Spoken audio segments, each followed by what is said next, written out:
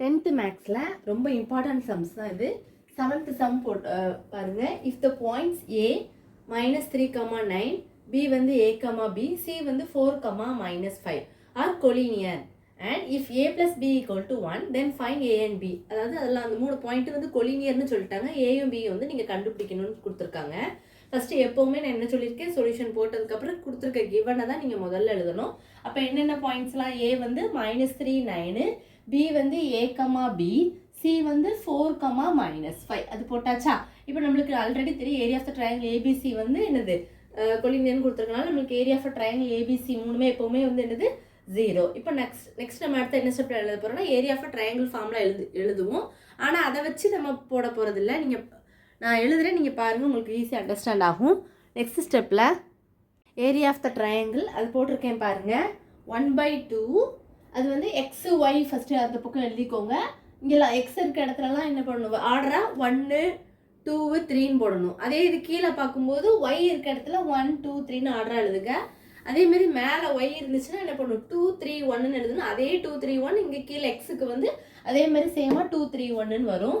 அது வந்து அந்த ஃபார்முலா வச்சு நம்ம யூஸ் பண்ணுற போகிறதுல உங்களுக்கு ஈஸியாக தெரிஞ்சுக்கணுங்கிறதுக்காக சொன்னேன். So area of the triangle வந்து நம்மளுக்கு ஆல்ரெடி 0ன்னு தெரியும். 0 = 1/2. ஃபஸ்ட்டு ஆர்டராக நம்மளுக்கு மொதல் பாயிண்ட் என்னது -3,9, அதை மேலே -3 கீழே 9 எழுதுங்க.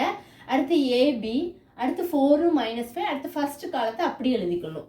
ஓகேவா? அடுத்து நம்ம சால்வ் பண்ண போகிறோம். 0 = 1/2. ஒரு இதையும் வந்து நம்ம டவுன்வர்டில் கிராஸ் மல்டிப்ளை பண்ணோம். அப்போ -3 × b, அடுத்து -5 × a, அடுத்து 4 9s are 36 போட்டாச்சா? அடுத்து கீழே உள்ளதுலேருந்து மேலே அப்போ பண்ணும்போது மைனஸ் போட்டுக்கணும். சென்டரில் மைனஸ் போட்டு 9 × a, b × 4b, -× ப்ளஸ் ஆயிரும். 5 3s are 15 ஆயிரும். இப்போ என்ன பண்ணலாம், 0 = 1/2 -3b -5a + 36 மைனஸை ஒவ்வொன்றையும் நம்ம என்ன பண்ணணும், உள்ளே கொடுத்து மல்டிப்ளை பண்ணும்போது -9a வரும். அடுத்து -4bன்னு வரும். அதுக்கடுத்து -× மைனஸ்னால -15 வந்துடும். இப்போ என்ன பண்ணலாம், ஏ இருக்க டேம் எல்லாம் ஆட் பண்ணி போடுங்க. இங்கே -5a இருக்குது, அங்கே -9a இருக்குது. சேம் சைன் இருந்ததுன்னா நம்ம ஆட் தான் பண்ணோம். அப்போ 5ஐயும் 9ஐயும் ஆட் பண்ணும்போது உங்களுக்கு 14a கிடச்சிரும். பி வந்து பாருங்கள் 3b இருக்குது, அங்கே 4b இருக்குது. சைன் வந்து சேமாக இருக்குது. அப்போ சைன் சேமாக இருந்தால் சைன் அப்படி போட்டுட்டு இங்கே 3யும் அந்த பக்கம் 4 இருக்கா, ரெண்டையும் ஆட் பண்ணால் 7bன்னு கிடச்சிரும்.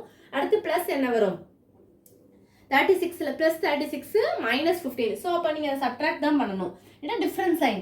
ஸோ அப்போ சப்ட்ராக்ட் பண்ணால் உங்களுக்கு என்ன கிடைக்கும், 21.